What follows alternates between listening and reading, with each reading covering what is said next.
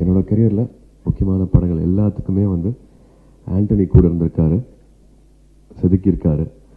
படங்கள் வேறு மாதிரி இன்னும் அழகாகிறதுக்கு வந்து ஆண்டனி ரொம்ப முக்கியமான காரணம். கிட்டத்தட்ட 8 படத்துக்கு மேலே நினைக்கிறேன். என்னோடய கரியரில் எல்லாமே என்னை மாற்றின முக்கியமான படங்கள் எல்லாத்துக்குமே வந்து ஆண்டனி கூட. ஸோ இன்றைக்கி வந்து ஸ்க்ரீன் ப்ளே, எடிட்டரு, டைரக்டர் அப்படின்னு பார்க்கும்போது ஒரு ஆக்டரையும் பார்க்க முடிஞ்சது. ஆக்டர் ஆண்டனியும் வந்து ஃப்ரேம் பை ஃப்ரேம் பார்க்க முடிஞ்சது. நடித்து காமிச்சிருந்தார். எல்லா கேரக்டருக்கும் வந்து விழுந்து அடித்து காமிச்சிருந்தார். Very happy to see him like this.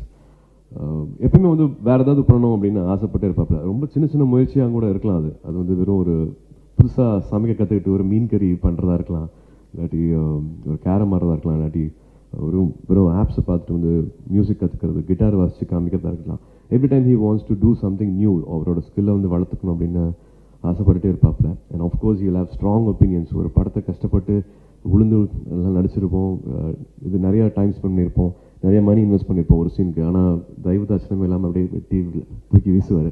சீச்சி இதெல்லாம் யார் பார்த்துட்டு இருப்பாங்கன்னு நெஞ்சு நக்கிற மாதிரி இருக்குது. எமோஷனு சென்டிமெண்ட்டு அப்படின்னா வந்து காரி துப்பிட்டு போகிற மாதிரி இருக்கணும். இப்போலாம் உட்காந்துட்டு எல்லாம் எமோட்லாம் பண்ணிட்டு இருக்காதிங்க அப்படின்ட்டு. Every time he will have a strong opinion. ஒரு படத்துக்கும் வந்து சொல்கிறதில்ல. ஸோ அவரோட படத்தை அவரே எடுத்து அவரே வெட்டுறதை வந்து பார்க்குறதுல ரொம்ப சந்தோஷமாக இருந்துச்சு. அண்ட் ட்ரெய்லர் எப்போ சொல்கிற மாதிரி வந்து எவ்ரி டைம் ஒரு படத்தை உள்ள ஆள் எடுத்துகிட்டு வரணும்னா வந்து ட்ரெய்லர் ரொம்ப முக்கியம்.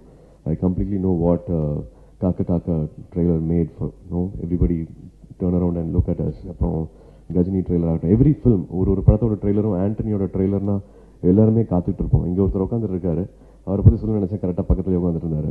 ஷூட்டிங் ஸ்பாட்டில் வந்து ஆண்டனியோட ஃபேன் அப்படின்ட்டு டிஷர்ட் போட்டுட்டு ஷூட்டிங் ஸ்பாட்டில் என் கூட இருந்தார் ஒரு நண்பர், அவரும் இங்கே கூட இருக்கார். ஸோ ஆண்டனியை பார்த்து சினிமாவுக்கு வரணும், எடிட்டரை பார்த்துட்டு இவர் மாதிரி எடிட்டர் ஆகணும் அப்படின்னு சொல்லி வந்த ஒரு பெரிய கூட்டமே இருக்குது. So he really inspired lot of youngsters to be in this profession. எடிட்டராக வரணும், ஆண்டனி மாதிரி வரணும் அப்படிங்கிற மாதிரியான ஸ்ட்ராங் முத்திரையை வந்து எடுத்துகிட்டு வந்தது ஆண்டனி.